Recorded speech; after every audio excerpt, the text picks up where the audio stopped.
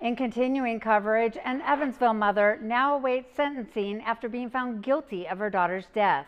On Friday, Ashley Bredhold was found guilty of neglect of a dependent, resulting in death.